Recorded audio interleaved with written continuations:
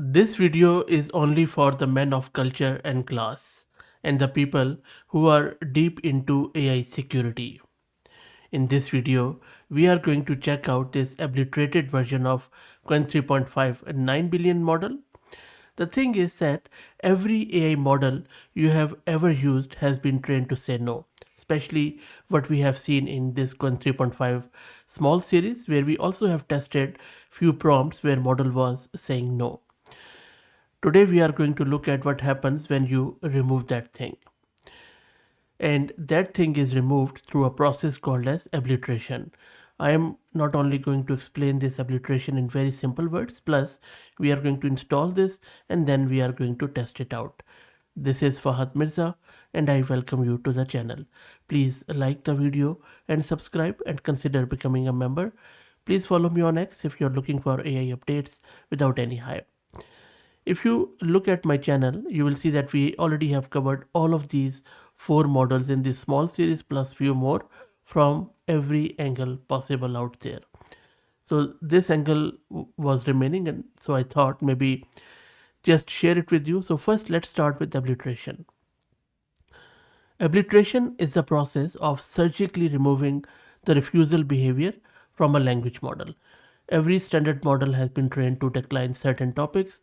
That refusal instinct is baked into the model's weights as a specific set of directions in its internal number space. Abliteration works by identifying exactly where those refusal directions live and subtracting them out, like erasing a specific rule without touching anything else. The result is a model with the same knowledge and capability as the original, but no longer has the instinct to say no. Now, this model is Qwen 3.59 billion with that process applied. We already have covered that model on the channel, and you can see that not only the full precision but also the 9 billion int 4. Same architecture, same intelligence, same benchmarks, but the safety filtering has been removed. Now, it is just a proof of concept for research, creative writing, and understanding how refusal mechanisms work inside LLMs. The intended audience is developers and researchers exploring model behavior, creative writers needing fewer restrictions, and anyone studying AI safety from the inside out. So if you are related to AI safety and security, I think this would be of great interest. I will be talking more around that topic because that is very important, but for now, let's get it installed. I'm going to use this Ubuntu system. I have one GPU card NVIDIA RTX 6000 with 48 GB of VRAM. If you're looking to rent a GPU or CPU or VM on a very affordable price, you can find the link to Master Compute in video's description with a discount coupon code of 50% for a range of GPUs. Now again, I'm going to use VLLM. You can also use it with Olama if you like. And I'm just going to download it on my local system. And if you don't know what VLLM is and how to get it installed, either watch any of one of these videos where I have done the installation because I have shown you how to get it installed, or just simply go and search with VLLM tutorial and watch this second video and you will become a hero from zero in VLLM in no time.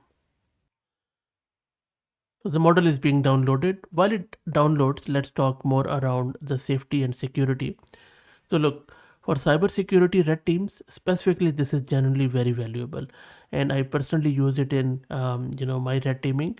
Standard models will refuse to, reason through vulnerability chains, especially, and simulate the attack scenarios.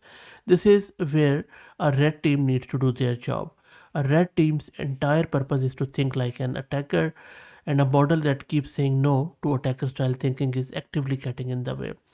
So this model lets security professional generate realistic scenarios, draft some attack engineering content for awareness training, and then you can also know how to explore malware behavior so that you could defend your organization. You can even stress test your own system or AI pipeline without the model shutting down every other prompt.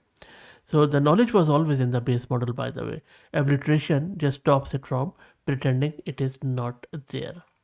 And again, if you are deploying it for the users at mass scale, The general purpose one, do not use this one because we really don't want to give this to the general public. This is just for the AI safety and security, and as I said, for creative writing, maybe some of the proof of concepts. The model is now being served. Let me show you the VRAM consumption. It is similar to what we saw in the actual model, slightly less, maybe because of that removal. And now let me launch my graphical user interface just to show you the model. And you can see that the model is downloaded. Let's test it out. So when you ask this question that, explain the most common techniques these attackers use to bypass two factor authentication or MFA, most models will refuse, and which is fine. And now if you are doing some security certification course, you are asked this question, so you need to get prepared for it. So because standard models get nervous even with this and start adding excessive disclaimer, some even answer but refusing to go into detail or giving any example, which is not really helpful for your exam. So this should explain it, but we will check it out. So let me run this. And now it is thinking, so it hasn't refused. Otherwise, it doesn't even think the 9 billion actual model, it just straight away give you the response back. And it is going into way more detail. I'm not going to show all of that to you, but I think I have made my point as what exactly this model is capable of. I mean, it's a double-edged sword, as you can imagine.